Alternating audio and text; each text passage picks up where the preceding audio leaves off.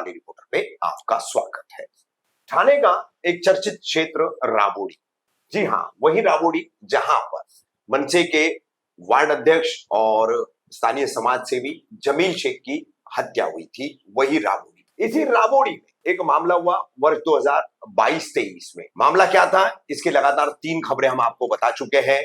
इसके हम आपको स्क्रीनशॉट जो है हमारे स्क्रीन पर दिखाएंगे उन खबरों की, ताकि जिन्हें पता नहीं है वो जा करके ये तीनों खबरें हमारी देख सकते हैं कि ये खबरें क्या थी, जिसको लेकर के आज फिर एक बार हम आपके सामने आए हैं। और आने की वजह सबसे बड़ी यह है कि सिस्टम के खिलाफ लड़ने वाला एक आम आदमी, उसको कितनी परेशानियां झेलनी पड़ती है, किस तरह से पुलिस उस लड़ने वाले व्यक्ति को, उस शख्स को हैरान करती है और कोर्ट के आदेशों को किस तरह से ताक पर रखती है। जब किन्हीं अपराधियों की सिस्टम में इतनी गहरी पैठ होती है, इतनी बड़ी पकड़ होती है, तो फिर उसे जमील शेख जैसे अंजाम से कौन बचा सकता है, ऐसा भी सवाल इस पूरे मामले में पैदा हुआ है। यह मामला है राबोडी में वर्ष 2022 में। नदीम सैयद, उनकी पत्नी शाहीन सैयद, इन्होंने 16.5 लाख रुपए में एक फ्लैट खरीदा दानिश मंसूरी नामक डेवलपर से, और इसका एक साथीदार है हबीबुल्लाह अजमैन शेख, हबीब उर्फ हबीबुल्लाह अजमैन शेख। जी हाँ, हबीबुल्लाह अजमैन शेख जो है वो जमील शेख हत्याकांड का आरोपी है और फिलहाल जेल की सलाखों में बंद है। अब हम यहां पर आपको बता दें कि एक आम आदमी ने कैसे अपने हक के लिए, इंसाफ के लिए लड़ाई लड़ी। पुलिस के भारी दबाव के बावजूद, भारी प्रताड़नाओं के बावजूद, राजनीतिक दबाव के बावजूद आखिरकार ये आदमी कोर्ट में तो अपनी लड़ाई में सफल साबित हो गया, मगर अब तक पुलिस जो है अपने वरिष्ठों के आदेशों का और कोर्ट के आदेशों का, जिसमें हाई कोर्ट भी शामिल है, इनके आदेशों का पालन करने के लिए उत्सुक नहीं है। यह है राबोडी पुलिस स्टेशन, राबोडी जहां कुछ भी हो सकता है। तो किस तरह से ये पूरी घटना घटी है और अब इसमें बहुत बड़ा एक डेवलपमेंट आया है, इस डेवलपमेंट को लेकर के हम सामने लाए हैं। इस धोखाधड़ी का शिकार होने के बाद सिस्टम से लड़ने वाले, राजनीतिक दबाव का सामना करने वाले और पुलिस अधिकारियों की सीधी सीधी धमकियों का सामना करने वाले नदीम सैयद को। नदीम भाई, जैसे कि मैंने अभी तमाम लोगों के सामने मामले की पृष्ठभूमि रखी है, वर्ष 2022 में आपने 16.5 लाख रुपए में आपकी अहलिया, आपकी पत्नी के नाम से यह फ्लैट खरीदा था दानिश मंसूरी से। तो थोड़ा सा शॉर्ट में आप बताएंगे कि कैसे वो पूरा मामला खरीदारी का हुआ और वो फ्लैट खरीदने के बावजूद आपको नहीं मिला, फिर कैसे आपके साथ चीटिंग की गई। अस्सलाम वालेकुम। तो बेसिकली ये था कि जब हमने फ्लैट लिए थे तो फ्लैट में ऐसा था कि हमको पोजीशन देने के लिए दानिश ने बोला था कि आ जाइए। तो 2022 में फरवरी के मंथ में हम लोग पोजीशन लेने गए। वहाँ पे फिर हबीबुल्लाह आ गया बीच में। हबीबुल्लाह जो कि वही के 2 बिल्डिंग बाजू में रहता है, तो वो आके वहाँ पे दादागिरी करने लगा। उसने दानिश जो बिल्डर है, पहले तो उसको मारा कि ये फ्लैट मेरा है, मेरे को चाहिए, ऐसा वैसे सब एक्सक्यूजेस देने लगा। दानिश ने उसके खिलाफ जाके पुलिस में शिकायत भी करी। वो शिकायत के मैं आपको पेपर भी दे दूंगा जो उसके खिलाफ एंट्री करी थी। उसके बाद मामला ऐसा हुआ कि दानिश ने हमको बोला कि आप नदीम भाई एक 4-5 महीना रुक जाओ, मैं आपको आपके घर का पोजीशन देता हूँ। क्योंकि वो हबीबुल्लाह थोड़े, उसके भाई डेंजर है, उसके भाई लोग का थोड़ा कनेक्शन है पॉलिटिकली। तो इस वजह से हम 4-5 महीना वेट किए। जब 4-5 महीने के बाद हमको उसके तरफ से कोई पॉजिटिव रिप्लाई नहीं मिला, तो हमने पुलिस में शिकायत की। पुलिस में शिकायत होने के बाद सर, उसके बाद हमारा जो वहाँ पे लाइट मीटर था, तो पुलिस ऑफिसर द्वारा वो काट लिया गया। पुलिस ऑफिसर ने खुद राइटिंग में राबोडी पुलिस स्टेशन के लेटर हेड पे एमएसएबी को इन्फॉर्म किया कि इनका मीटर काट दो, ये घर में विवाद चल रहा है। तो पुलिस लेटर दे रही, पुलिस लेटर दे बगैर किसी तहकीकात, बगैर किसी तहकीकात के, जबकि पुलिस को ये राइट भी नहीं है, राइट भी नहीं किसी का इलेक्ट्रिसिटी जो बेसिक एक नीड्स होती है वो चीज़ों पे कुछ मतलब कार्रवाई करे। तो उसके भी पुलिस स्टेशन का भी लेटर हेड मेरे पास है। उसके बाद पुलिस वालों ने दोनों उसके बाद दानिश से बात हुई। फिर दानिश ने हमको पोजीशन दिया, हम घर में जाके रह रहे थे। मैं, मेरी फैमिली, मेरी वाइफ, हमारे सारे लोग वहाँ पे रह रहे थे। उसके बाद वो फिर से वो दोनों में कुछ तो विवाद हुआ, तो वो पुलिस स्टेशन में हमको बुलाया गया। यानी दानिश और हबीबुल्लाह में, हाँ हाँ, दोनों में कुछ तो हुआ, बात हुई। हाँ। दोनों ने हमको वहाँ पुलिस स्टेशन में, हमको पुलिस स्टेशन से कॉल आया कि आप लोग को पुलिस स्टेशन में बुला रहे हैं, आ जाइए करके। जब हम पुलिस स्टेशन में गए तो वहाँ के सीनियर भी आए थे, उस वक्त के सीनियर घाटेकर सर, और उस जो हमारी जो कंप्लेंट जिसके पास थी, महेश माधवड़ सर। वो दोनों वहाँ मौजूद थे। तो घाटेकर सर ने इन लोगों ने ऐसे कहा उनके सामने पुलिस स्टेशन में, उनके कैबिन में, कि सर हम जो है एक काम करो, हमको 4 महीने का वक्त दे दो। 4 महीने के वक्त में हम लोग जो है इनको ये फ्लैट के बदले दूसरी फ्लैट देते हैं। नया हमारा प्रोजेक्ट चल रहा है। अगर वो नहीं दे पाए तो हम लोग जो है इनको इनका पैसा रिटर्न दे देंगे। अगर वो भी नहीं दे पाए तो नेक्स्ट डे हम उनको यही फ्लैट हम रिटर्न दे देंगे। अच्छा। तो पुलिस ने, हम लोग तो पहले एग्री नहीं थे। पुलिस ने हमको बोली कि जब वो सामने से दे रहे, आप राइटिंग में दे रहे, तो ये सारी चीज़ें कर लो। तो हम लोग वो चीज़ को जो है पुलिस ने हमको राइटिंग में बना के दी। तो जो सीनियर सर थे, घाटेकर सर, उन्होंने बोला कि 4 महीने की जगह आप 6 महीना ले लो, लेकिन उसके बाद मैं एक दिन भी नहीं दूंगा। वैसे हमको एक एमओयू बना के दिया गया, हाँ। जो समझौता था। अब वो था अप्रैल 2023 में वो एक्सपायर होने वाला था। अप्रैल हो गया, मई मंथ भी हो गया, मैं कंटिन्यूअसली फॉलोअप कर रहा हूँ, सीनियर से जाके मिल रहा हूँ कि सर आपकी ज़बान पे ये लोग ने बोले थे कि घर हम इनको वापस दे देंगे या पैसा दे देंगे, अभी तक हुआ नहीं है। तो उसके बाद मैंने रिटर्न में 3 कंप्लेंट भी दिया। उस दौरान जो है उनका यहाँ से ट्रांसफ़र हो गया, घाटेकर सर का। फिर महेश पाटिल सर ने उस पर कार्रवाई करने के ऑर्डर दिए। कार्रवाई करने का ऑर्डर जब दिए, ये हुआ जुलाई में, जुलाई 2023 में ऑर्डर दिए सर ने। तो मैंने वो लेटर मेरे पास ही दिए कि आप जाके डायरेक्ट ये सीनियर पीआई को दे दो, वहाँ पे नए सीनियर पीआई आए। जब उनको जाके ऑर्डर दिया तो वो लोग ने कार्रवाई करने से मना कर दिया। सेम वही चीज़ हो गई कि सीनियर की सुन नहीं रहे। बोले इसके लिए तो हमको पीपी के पास भेजना पड़ेगा, पीपी का ओपिनियन लेना पड़ेगा, डीसीपी का ओपिनियन लेना पड़ेगा, एसीपी का लेना पड़ेगा। तीनों जगह ओपिनियन के लिए भेजे, तीनों का ओपिनियन आया कि इनके ऊपर कार्रवाई होनी चाहिए। तो जुलाई में सर ने ऑर्डर दिए, जो एडिशनल सीपी थे, उसके बाद वो महेश पाटिल सर। उसके बाद 25 नवंबर को उनके ऊपर एफआईआर हुई। अच्छा, पुलिस ने उसमें एफआईआर में किया कि वो मामले को 420 और 406 में निपटा दिया। अच्छा। जबकि मुझे पता था इसमें सब फॉर्जरी वगैरह हुई है, सिंपल सी चीटिंग थी, सिंपल सी चीटिंग में निपटा दिया। हाँ। मैंने उसके बाद फिर महेश पाटिल सर के पास गया कि सर ये इसमें तो और भी आरोपी है, इसमें तो आपने पुलिस ने सिर्फ 2 लोग को बनाई है, एक हबीब को और दानिश को। इसके अंदर तो और 4-5 आरोपी लोग है, उसका भाई है, रूम में जो रुके हैं वो है, और बहुत सारे लोग हैं ऐसे। एफआईआर होने के बाद मैं फिर से जाके महेश पाटिल सर से मिला, उनको बताया कि इसमें सिर्फ 2-3 ही सेक्शन लगाए गए और उसको सिंपल सा मैटर बताया जा रहा है। उन्होंने उसके बाद फिर से ऑर्डर दिया कि इनके ऊपर कार्रवाई होनी चाहिए। और ये ऑर्डर, इसके बाद ये केस जो है इन्होंने पूरा गणेश गावड़े सर को सौंपा। गणेश गावड़े सर ने भी मुझे भी बुलाया, मैं उनके पास गया, उनका रिमार्क भी है उसके ऊपर, कार्रवाई करने के लिए उन्होंने भी आदेश दिया। उसके बाद उन्होंने आदेश देके वो लेटर जो है कार्रवाई का राबड़ी पुलिस स्टेशन में भेज दिया। अच्छा। अब वो लेटर भेजने के बाद राबड़ी पुलिस स्टेशन में वो लेटर को दबा दिए गए। इस दौरान जिन पे एफआईआर हुई थी उन्होंने एंटीसिपेटरी बेल ले लिया था 420 में। अब हम उसकी मांग कर रहे हैं, मैंने उसके ऊपर 2-3 फॉलोअप भी किया कि जो आपको आपके सीनियर ऑफिसर ने ऑर्डर दिए एटलीस्ट वो कार्रवाई करो, तो उसके ऊपर कोई रिस्पॉन्स ही नहीं मिला मुझे। फिर मुझे मजबूरन हाईकोर्ट जाना पड़ा। अच्छा। जब मैं हाईकोर्ट में गया, हाईकोर्ट में पूरा मैटर मैंने प्रेजेंट किया वहाँ पे, और उन्होंने जो फॉर्ज का डॉक्यूमेंट को फॉर्ज किया था, फैब्रिकेट किया था, मैंने वो बताया और ओरिजिनल डॉक्यूमेंट बताया। तब हाई कोर्ट की बेंच ने उसका ऑर्डर दिया कि इनके ऊपर कार्रवाई होनी चाहिए। और जो पुलिस भी जो इन्वेस्टिगेशन कर रही थी उसके खिलाफ हाईकोर्ट ने भी अपनी नाराजगी बताते हुए राबड़ी के सीनियर जो थे उनको भी वहाँ पे कॉल आउट किया और जो डीसीपी थे उनको भी बुला के लिया, उनके सामने फिर ऑर्डर भी दिया। ऑर्डर देने के बाद भी 15 दिन हम लोग ने वेट किया। 15 दिन तक जो है उसके ऊपर फिर हाईकोर्ट के ऑर्डर के बाद भी उनके ऊपर वो सेक्शन ऐड नहीं हुए। फिर 15 दिन के बाद जब हम जॉइंट सीपी साहब को जाके मिला, उसके बाद वो सेक्शन ऐड हुए। अच्छा। अब सेक्शन ऐड ऐसे हुए, उसके बाद मैंने उनको बताया कि सर ये जो सेक्शन है ये नॉन बेलेबल सेक्शन है, ये डॉक्यूमेंट पूरे फॉर्ज किया गया है, तो अब इसको अरेस्ट कर लो। तो बताया कि नहीं वो तो बेल पे है अभी, उसकी तो बेल कैंसिल होगी तो ठीक है। उसके बाद मैंने बेल कैंसिलेशन के लिए एप्लीकेशन फाइल किया अभी रिसेंटली 13 मार्च को। अच्छा। थाने सेशन कोर्ट में मैंने वहां पे भी बताया। वहां पे जो जिनके पास मैटर चल रहा था, शेटे सर, उन्होंने पुलिस का से मंगाया। जब पुलिस का से उसमें इतना मतलब ऐसे आ रहा है कि जो मतलब एकदम शॉकिंग होता है। जनरली पुलिस तो आरोपी को अपोज करती है। ये एक मतलब जनरल चीज है मतलब लॉ के इसमें। लेकिन यहाँ पे पुलिस का से ऐसे आता है कि आरोपी हमको कोऑपरेट कर रहा है, हम जब उसको साइन करने बुला रहे आ रहा है वो हमारे थंब भी दे रहा है, देन इसके जो बेल कैंसिलेशन का एप्लीकेशन है इसके ऊपर योग्य निर्णय लिया जाए। उसके बाद भी मैंने पुलिस का से आने के बाद भी मैंने पूरा मैटर वहाँ पे प्रेजेंट कराया अपने लॉयर के थ्रू। तो शेटे सर ने उनकी 29 अप्रैल को बेल कैंसिल कर दी है। 29 अप्रैल से सर आज लगभग 8 तारीख हो गई, 10 दिन गुजर चुके। 10 दिन तक आज तक वो आरोपी घूम रहा है, अभी तक वो आरोपी को कोई अरेस्ट नहीं किया गया राबड़ी पुलिस स्टेशन की तरफ से।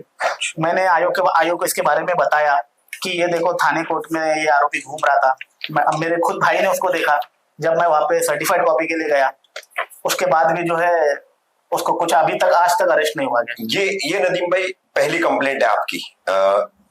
ये सेकंड कंप्लेंट है। पुलिस आयुक्त, हाँ, ये सेक्शन ऐड करने के लिए कंप्लेंट, सेक्शन ऐड करने के लिए जो धाराएं बढ़नी चाहिए थी हाँ, आईपीसी की, उसके लिए आपने एडिशनल सीपी थे महेश पाटिल सर जी, उनको दी थी, है ना? और उसके बाद भी मतलब राबड़ी पुलिस ने कार्रवाई नहीं करी, सेक्शंस ऐड नहीं किए। उसके बाद डीसीपी गावड़े के ऑर्डर को भी उन्होंने दबा दिया। तो उसके बाद आप हाई कोर्ट गए। तो हाई कोर्ट में जस्टिस रेवती मोहिते ढेरे और डॉक्टर नीला गोखले, इन दोनों बेंच के सामने आपकी सुनवाई, ये उसकी ऑर्डर कॉपी है जिसमें उन्होंने कहा कि और इसमें सेक्शंस बढ़ने चाहिए और इन्वेस्टिगेशन फेयर और इम्पार्शियल और फर्दर इन्वेस्टिगेशन आगे जो और सेक्शंस मिलते हैं, ये ऑर्डर उसमें है। तो इसी के बेस पर फिर आप उसकी 420 के तहत जो बेल थी एबीए उसने लिया था, एंटीसिपेटरी बेल, तो वो कैंसिल कराने आप गए थे सेशन कोर्ट। बिल्कुल। तो सेशन कोर्ट में आपकी ये सुनवाई हुई। सेशन के जज है Amit M Shete, additional session जज थाने, तो इनके सामने ये सुनवाई हुई है और ये उन्होंने क्लियर कट कहा है कि अभी केस का नेचर बदल गया है। ये पहले सिविल डिस्प्यूट दिखाया गया था, इसके लिए उसको बेल दी गई थी, अब ये क्रिमिनल ऑफेंस नजर आ रहा है और इसमें इन्वेस्टिगेशन और कस्टोडियल इंक्वायरी जो है वो मस्ट है, इसके लिए जो है ये बेल कैंसिल की जाती है। अच्छा, ये नदीम भाई आपने तो पूरा किस्सा बता दिया, आपके साथ जो भी मतलब चीटिंग हुई और उसके अंदर जो क्रिमिनलिटी हुई आपके साथ में, लेकिन ये लड़ाई जो आपने लड़ी, additional CP Mahesh Patil sir के पास आपकी शिकायत, फिर डीसीपी गणेश गावड़े के पास आपका फॉलो, मौजूदा जो डीसीपी है सुभाष बुरसे उनके पास आपका फॉलो, फिर राबड़ी पुलिस स्टेशन के पास आपका लगातार जाना, तो इस पूरे मामले में अब ये चीटिंग का मामला दानिश मंसूरी और हबीबुल्लाह अजमीन शेख और बाकी कौन साथी इनके, उसमें पहले ये बताइए आप। इसमें तो देखो, इसमें जो मेन कॉन्स्पिरेटर है सबसे पहले हबीबुल्लाह का जो बड़ा भाई है हमीदुल्लाह। अच्छा, ये इसमें मेन कॉन्स्पिरेटर है। अच्छा, ये क्या है कि हमारे यहाँ के जो एक्स कॉर्पोरेटर है ये इनका खास आदमी है, ये पूरे थाने को पता है, राबड़ी को भी पता है जी। तो उनके आशीर्वाद से ये जिसको चाहे उसको मार दे, जिसका चाहे घर हड़प कर ले, जिसके ऊपर खोटे केसेस बना दे, किसी को झूठे केसेस में फंसा दे, ये इनका सब काम है। अच्छा, उसके बाद इसी केस में जो अभी अंदर जो रह रहा है वो भी इसी का साथी है। अच्छा, उसका वीडियो आपके चैनल पे मौजूद है। वो ये कहता था अभी, जब तक हबीब बाहर था तो वो ये कहता था कि मैंने ये घर हबीब से लिया हो, मैं दानिश को नहीं जानता जो डेवलपर है। अच्छा, जैसे हबीब अंदर जाता है वो दानिश के साथ उसका एक एग्रीमेंट बन जाता है, वो एग्रीमेंट की भी कॉपी मैं आपको बताता हूँ। अच्छा, हैवी का एग्रीमेंट बन जाता है। अच्छा, एक रिक्शा ड्राइवर है, उसने 25 लाख रुपए डेवलपर को इन्वेस्ट करने दिया और डेवलपर को डेवलप करने के लिए दिया। तो ये एक शॉकिंग बात है। क्या नाम है उस आरोपी का? रिजवान शेख। हाँ, जो घर में उसमें आपके खरीदे हुए फ्लैट में रह रहा है, रिजवान और उसका भाई एक इमरान। ठीक है, तो ये तमाम लोग हैं जिन्होंने मिलकर के ये कॉन्स्पिरेसी की और आपको फ्लैट आपका नहीं दिया। अब ये सारा प्रोसेस आपने किया, टॉप टू बॉटम आप लड़ते आए, हाई कोर्ट तक गए, किन किन परेशानियों का आपको सामना करना पड़ा? सर, बहुत सारी परेशानियों का सामना करना पड़ा। अभी आप देखोगे तो ये महेश पाटिल, पहले तो देखिए 6 महीने के बाद एफआईआर हुई। महेश पाटिल जो एडिशनल सेक्रेटरी, पहले राबड़ी पुलिस चौकी ने तो हमारी कंप्लेंट ली नहीं, एक साल एंटरटेन ही नहीं किया। कंप्लेंट दे रहा हूँ, रिसीविंग कॉपी दे रहे, बस इतना ही चला, एप्लीकेशन ले रहे बस। हाँ। उसके बाद जब सर के पास गए तो सर ने ऑर्डर दिए, तो वो ऑर्डर भी वो लोग ने 6 महीने के बाद उस पर एफआईआर इम्प्लीमेंट किया। जुलाई में सर ने ऑर्डर दिया, उन्होंने भेजे, बोले उन्होंने ये बताया कि ये मैटर हम रजिस्टर डायरेक्ट एफआईआर नहीं दे सकते, पीपी को भेजेंगे, डीसीपी को भेजेंगे, एसीपी को भेजेंगे। ये पूरा ये लोग ने 6 महीने का टाइम लिया। नवंबर के अंदर ये लोग ने एफआईआर रजिस्टर्ड की। एफआईआर भी आधी अधूरी, 420, 406 और 34, प्रॉपर सेक्शंस नहीं लगाए। उसके बाद फिर मैंने सेक्शन ऐड करने के लिए गया। 2023 में सर ने मुझे ऑर्डर दिया स्टार्टिंग में कि सेक्शन ऐड होने चाहिए। उस दौरान वो भी ऐड नहीं किया, उन्होंने 2 महीने तक ऑर्डर दबाया। फिर मुझे हाईकोर्ट जाना पड़ा। हाईकोर्ट में मेरा लगभग 1 साल पूरा वेस्ट हुआ, क्योंकि हाईकोर्ट में ठीक है वेकेशन चलते हैं, बहुत सारी चीजें होती है, मैटर्स भी होते हैं, बोर्ड बिजी होता है। हाईकोर्ट ने इनको ऑर्डर भी दिया कि एक बार फिरियादी की सुनो, फिरियादी के हिसाब से चार्जशीट में क्या कमी है वो इनको ये आप फिरियादी आपको बताएंगे, आप उसके ऊपर इम्प्लीमेंट करो वो सारी चीजें। वो भी हाईकोर्ट ने रिटर्न ऑर्डर दिया। उसके बाद मैंने इनको चार्जशीट मांगा, चार्जशीट में क्या क्या कमी है मैंने इनको रिटर्न में बताया, फिर भी कुछ उस पर हुआ नहीं। अच्छा। देन फाइनली हाई कोर्ट में जब इन्वेस्टिगेशन की, उन्होंने फॉल्स रिपोर्ट पेश करी कि हमने इनका, जबकि डॉक्यूमेंट फॉर्ज उन लोगों ने बनाए हैं, आरोपी ने बनाए हैं, बट वो डॉक्यूमेंट जो फॉर्ज पे जो साइन वाइन है वो मेरी वाइफ की ले रहे हैं। अच्छा। तो हाईकोर्ट ने वहीं पे उनके पेपर को फेंक दिया कि ये तो पूरी इन्वेस्टिगेशन ही गलत है, गलत। आरोपी की लेना चाहिए, तो आप जो कंप्लेनेंट है उसकी ले रहे हैं। उसकी ले। तो उस बेस पे उनको काफी बार सारी बातें भी सुनाई वहाँ पे। देन जोन 1 के डीसीपी साहब को भी बुलाया वहाँ पे उन्होंने। अच्छा। नेक्स्ट डे फिर ऑर्डर भी दिया। नेक्स्ट डे जब उन्होंने रिसीट, जब मैंने उनको बताया कि सर ये फॉल्स रिसीट है, मैडम को बताया और ये ओरिजिनल रिसीट है, तो मैडम ने देखा। उस दौरान मैडम ने जो जिनके पास ये उन्होंने एग्रीमेंट बनाया था उनके ऊपर भी बार काउंसिल ऑफ महाराष्ट्र के थ्रू कार्रवाई बिठा दी, नोटरी के उनको। अच्छा। फिलहाल टेम्पररी उनका काम का जो रोक दिया है। अच्छा नदीम भाई, ये पूरे प्रोसेस में कुछ दबाव धमकियां? बहुत सारी धमकियां दबाव आती रही कि अभी देखो, जैसे कि पहले बिल्डर ने हमको बताया कि मैं आपको फ्लैट देने वाला हूँ, आप 4-5 महीने का वेट करो। उस दौरान उसको मारे, उसने एनसी किया इनके खिलाफ, सीनियर घाटेकर के सामने। हाँ। उसके बाद उसको भी मारने की कोशिश किया हबीब ने। हबीब के खिलाफ इसने एनसी भी दिया। उसके बाद में उसने हमको मिलके बताया कि मेरे घर पे भी ये हबीब का बड़ा भाई आया हमीद, इसने बहुत सारी चीजें मतलब मेरे पिताजी को धमकाया, किया।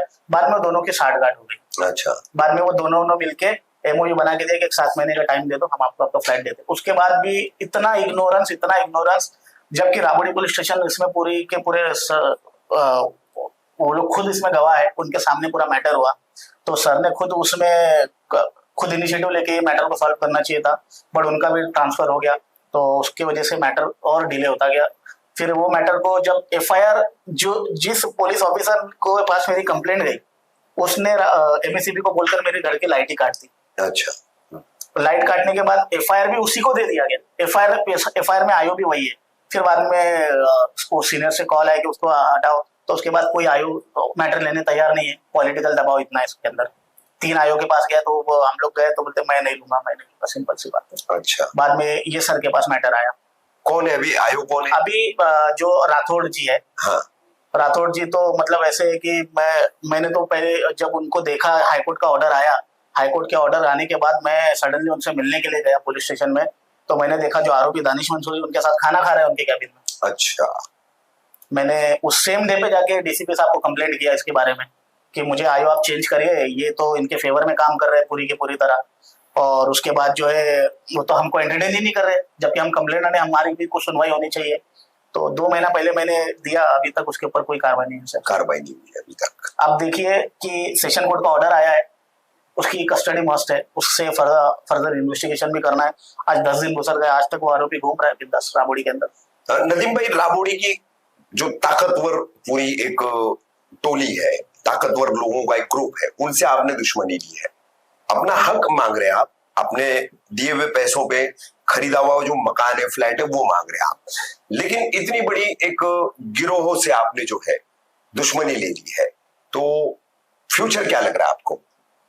फ्यूचर यही है, देखिए सर, अभी जैसे राबड़ी पुलिस स्टेशन है, मेरा तो पूरा ट्रस्ट वहां से हट गया। मुझे सिर्फ सीनियर जो ऑफिसर है, हाँ। उनके ऊपर मुझे पूरा भरोसा है, जो हमारे कमिश्नर ऑफिस में बैठते हैं। हाँ। और मुझे हमारे न्यायालय पे भरोसा है कि मुझे न्याय मिलेगा। अच्छा। तो मैं ये लड़ाई मेरे घर तक है। मैंने तो उनसे यही मांग की थी कि मुझे मेरा घर दे दीजिए जी, जो भी है। उसके बाद तो मेरा तो मैं तो किसी ने पर्सनल, मैं तो मेरा वर्किंग प्रोफाइल है मेरा, मैं अपना प्राइवेट लिमिटेड में काम करता हूँ और मेरी वाइफ एक हाउस वाइफ है और मेरे 2 बच्चे। मैंने एक्चुअली वहाँ घर इसके लिए लिया था, अभी जहाँ पे मैं रह रहा हूँ वहाँ का माहौल ठीक नहीं है सर। वहाँ पे बहुत मतलब ड्रग्स वगैरह पीते हैं और मेरे 2 बच्चे, दोनों बच्चे सरस्वती विद्यालय जो थाने के टॉप स्कूल है उसमें पढ़ते हैं। तो मैंने उनके फ्यूचर के हिसाब से थोड़ा आगे की साइड घर लिया था बिल्डिंग में। अभी मैं जहाँ रहता हूँ वो चौल है। अच्छा। सो यही मेरा आगे के मैंने बच्चे के फ्यूचर के लिए के हिसाब से लिया था। नदीम भाई, इतनी बड़ी लड़ाई आपने लड़ ली, कानूनी पूरे मामला को आपने जो है फॉलो करते हुए हाई कोर्ट से ऑर्डर लाया, फिर आपने सेशन कोर्ट से उसकी बेल कैंसिल कराई है। 29 अप्रैल को बेल कैंसिल की है सेशन कोर्ट ने, दी हुई बेल। ये बहुत कम होता है, 1% रेयर होता है ऐसा। तो उसके बावजूद जो है पुलिस राबोडी पुलिस काम नहीं कर रही है, बिल्कुल। न आरोपी को अरेस्ट कर रही है, बिल्कुल। न फर्दर इन्वेस्टिगेशन उसका कंप्लीट कर रही है। 467, 468, 471, 120 बी, उसमें से 120 बी अभी तक उन्होंने सेक्शन लगाया नहीं है। ये कॉन्स्पिरेसी करके आपके साथ जो है ठगी की गई है। बिल्कुल ये एक बड़ी आपराधिक साजिश इसे कह सकते हैं। तो ऐसे में राबोडी पुलिस काम नहीं कर रही है, तो आप थाने के सीपी आशुतोष टुमरे और उनके साथ के जो अन्य आला पुलिस अधिकारी है, इनसे क्या मांग करेंगे? बस मेरी मांग यही है कि अभी देखिए, हर आदमी के तो बस में नहीं है इतनी सारी चीजें फॉलो करना और इतनी लंबी लड़ाई लड़ना। मैं अपने ऑफिस में से कुछ टाइम बचा के इसके ऊपर स्टडी करके मैं आगे फॉलो करता हूँ। तो ऐसा हर आदमी के साथ ना हो। ठीक है, मुझे न्यायालय से तो न्याय मिल गया, अभी पुलिस की तरफ से पेंडिंग है। तो ठुमरे साहब से तो मेरी, हमारे सीपी साहब से यही गुजारिश है कि मुझे जो है, मेरा इतने दिन से मैं लड़ रहा हूँ, मुझे अपना हक मिले। और जो मेरे जैसे और भी लोग हैं जो ऐसे कंप्लेंट लेके आते हैं, तो उनकी कंप्लेंट पे इग्नोरेंस ना हो, उनकी कंप्लेंट पे भी ध्यान रखा जाए और उनके साथ भी इंसाफ होए।